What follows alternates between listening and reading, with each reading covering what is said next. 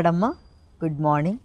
ప్రభువైన యేసుక్రీస్తు నామంలో ఈ ఉదయకాలపు శుభవందనాలు మీ అందరికీ తెలియజెప్తున్నాను. బాగున్నారమ్మా? అందరూ ఎలా ఉన్నారు?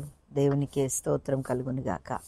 మంచిది, మీరందరూ బాగున్నందుకు దేవునికి మహిమ. మేము కూడా ప్రతిరోజు చక్కగా దేవుని సన్నిధానంలో మరి మంచిగానే ఆరోగ్యాలు కొంచెం ఇప్పుడే కుదుట పడుతున్నాయి. దేవుని స్తోత్రం. హల్లెలూయా. నిజమే, ఆమేన్. హల్లెలూయా.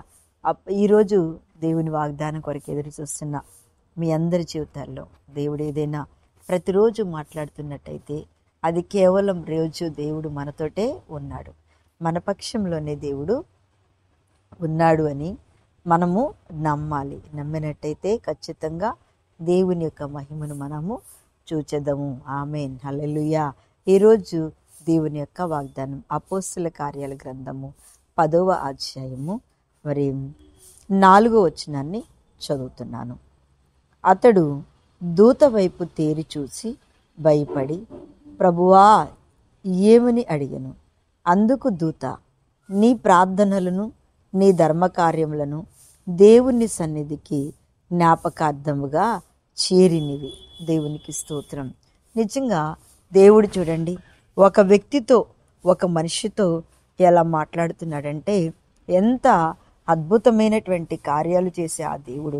అసలు మనం అనుకుంటాం దేవుడు మనతో మాట్లాడతాడా, దేవుడు మనతో మాట్లాడేంత యోగ్యత ఉందా, మనకి స్థితిగతులు ఉన్నాయా అని మనం అనుకుంటుంటాం. కానీ దేవుని బిడ్డారా, తప్పకుండా ఎవరితో అయినా మాట్లాడతాడు దేవుడు కదా. ఇక్కడ కొర్నేలి అని ఒక ఆయన ఉన్నాడు. ఆయనంట చాలా భక్తిపరుడు కదా. మనం బైబిల్లో చాలామంది పురుషులను మనం స్త్రీలే భక్తిపరులు కాదు, పురుషులు కూడా చాలా భక్తి గురించి దేవుడు వారితోటి మాట్లాడిన మనుషులు చూసుకోవచ్చు కదండి. మనం భక్తి గురించి మాట్లాడితే యోబు గురించి మనం వింటున్నాము, అట్లాగే కొర్నేలి గురించి మనం వింటున్నాము, పేతురు మీద ఉన్న అభిషేకం గురించి, ఆయన రక్షించిన ఆత్మల గురించి మనం వింటూ ఉన్నాం కదా. అలాగే ఇక్కడ కూడా దేవుడు చక్కగా మనతోటి మాట్లాడుతున్నాడు. ఏంటంటే ఆయనతోటి మాట్లాడుతున్నాడు, ప్రార్థన చేస్తున్నాడంట. ఎవరు? కొర్నేలి ప్రార్థన చేస్తూ దేవుని సన్నిధిలో ఇంచుమించు 3 గంటలు అవుతుందంట. ఆ 3 గంటల వరకు కూడా భక్తిపరుడైన ఆ యొక్క కొర్నేలి ప్రార్థన చేస్తుండగా దర్శనంలో దేవుడు ఆయన్ని పిలుస్తూ ఉన్నాడంట. కొర్నేలి, కొర్నేలి అని దేవుని యొక్క స్వరం వింటున్నాడు. దేవుని బిడ్డలారా, ప్రార్థనలో ఉన్న ప్రతి ఒక్కరి జీవితంలో ఏదో ఒక రోజున తప్పకుండా మనము దేవుని యొక్క స్వరాన్ని వింటాము. మనము దేవుని యొక్క మాటను ఖచ్చితంగా వింటాము. దేవుని యొక్క ఏంటంట ధైర్యమును ఖచ్చితంగా మనం బలం పొందుకుంటాము. ఆయన ఎంత భక్తిపరుడో చూడండి. చాలామంది పురుషులు భక్తిపరులుగా ఉంటారు, సంఘానికి సహకరిస్తారు, సేవకులకు సహకరిస్తారు, సేవకుల యొక్క వెన్నంటే ఉంటారు, సేవకుడితో చెప్తారు నేనున్నాను అంటారు, కష్టాజీతం ఇస్తారు. ఏ పని వచ్చినా ఏదొచ్చినా, ఈరోజు ఒక సంఘస్థులు వచ్చారు నా దగ్గరికి. ఆ సంఘస్థులందరూ కూడా నాతో చెప్తున్నారు, అమ్మా మా పాస్టమ్మ గారు హైదరాబాదులో ఉంటారు, ఫస్ట్ వారము లాస్ట్ వారం వస్తారు, అంతే వాళ్ళు హైదరాబాదులో ఉంటారు. మరి అమ్మ మధ్య వారాలన్నీ అంటే మేమే చూసుకుంటామమ్మా, మా అమ్మగారు అవసరతల గురించి అక్కడ ఉంటున్నారు, వారి పిల్లల దగ్గర ఉంటున్నారు, కానీ మిగిలిన వారాలన్నీ మేమే నడిపించుకుంటాం, మేమే ప్రార్థన చేస్తాం, మా అమ్మగారు లాస్ట్ ప్రార్థన చేసి మాకు దీవెనిస్తారు అని చెప్తున్నారు. నిజంగా ఎంత ప్రేమ, ఎంత భక్తి కదా. ఏదైనా ఫంక్షన్లు అయితే మా అమ్మగారు వస్తారమ్మా అక్కడి నుంచి, హైదరాబాద్ నుంచి అంటే, అప్పటి వరకు మీరు ఎటు పోరా, మేము ఎక్కడికి వెళ్ళాం, ఎవ్వరు మా దగ్గరికి రారు, మేము రానియము, వస్తే మా అమ్మగారు, మేము మా సంఘాన్ని మా అమ్మగారు వచ్చే వరకు కాపాడుకుంటాం మేమని చెప్తున్నారు. నిజంగా సంఘం అనేది అలా ఉండాలి. భక్తి పరులు అనేవాళ్ళు అట్లా ఉంటారు, ప్రార్థనా పరులు అనేవాళ్ళు అలాగే ఉంటారు కదండి.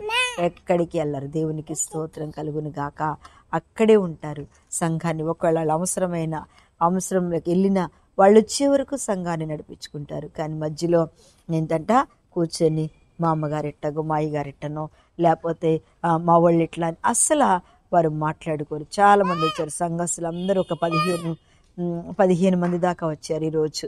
నాతో ప్రేయర్ చేయించుకోవడానికి వాళ్ళు వచ్చినప్పుడు చెప్తున్నారు, దేవుడు ఒకప్పుడు మీ దగ్గర మేము బ్రతికేమమ్మా, ఒకప్పుడు మేము చచ్చిపోయే స్థితిలో మీ దగ్గరే బ్రతికేమని వాళ్ళు వచ్చి ఏడుస్తా చెప్తా ఉన్నారు. నిజంగా మన జీవితంలో మన భక్తి అంటే అలా ఉండాలి, మన భయము అంటే అట్లా ఉండాలి. అందుకని ఆయన ఆ భక్తిపరుడికే దేవుడు స్వరం వినిపించాడు కదా. అందుకే అన్నాడు, నీ ప్రార్థన నేను విన్నాను, నీ ధర్మ కార్యములు నేను విన్నాను. నిజమే, మన కార్యాలు చూడగలిగిన దేవుడు మనతో ఉన్నాడు. మనం ఉన్నా లేకపోయినా మనం తీసుకునే నిర్ణయాలను బట్టి, మనం మనసును పడే స్థిరత్వాన్ని బట్టి, మనం చూపుతున్నటువంటి కార్యాలను బట్టి ప్రభు మన కార్యాలు కూడా ఆయన చేస్తూ ఉంటాడు. అందుకని అంటాడు కదా, దేవునికి స్తోత్రం. ఆయన భక్తిని బట్టి, ఆయన ప్రార్థన బట్టి, ఆయన ధర్మ కార్యాలు నా దేవుని సన్నిధికి జ్ఞాపకార్థంగా చేరని వాక్యం వింటున్న దేవుని బిడ్డలారా, నీ జ్ఞాపకార్థంగా చేరుతున్నాయా? నీ ధర్మకార్యాలు చేరుతున్నాయా? నీ ప్రార్థన చేరుతుందా దేవుని దగ్గరికి? నీ భక్తి చేరుతుందా దేవుని దగ్గరికి? నువ్వు స్థిరమైన భక్తిలో నిలిచి ఉంటున్నావా? లేదా ఏది పడితే అది మాట్లాడుతున్నావా? ఏది పడితే అది ప్రవర్తిస్తున్నావా? ఏది పడితే అది చేస్తున్నావా? జాగ్రత్త. మన భక్తిలో వచ్చే ప్రతిదీ ఏంటో తెలుసా? దేవుడు ఆలకిస్తున్నాడు.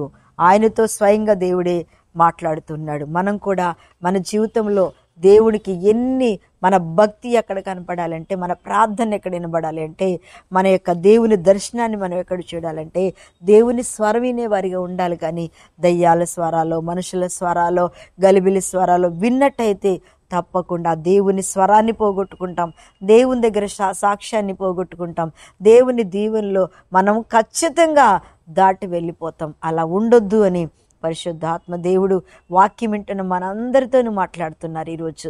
ఏదైనా ఉంటే సరి చేసుకొని, ప్రభు అన్న భక్తిలో ఏదైనా ఉన్నట్టయితే దాన్ని తీసివేయమని మోకరించండి. కళ్ళు మూసుకోండి, ప్రార్థన చేస్తాను. పరిశుద్ధుడా, ఏదైనా వాక్యం వింటున్న ప్రతి ఒక్క బిడ్డలో ఏ లోపమున్నా తీసివేయండి తండ్రి.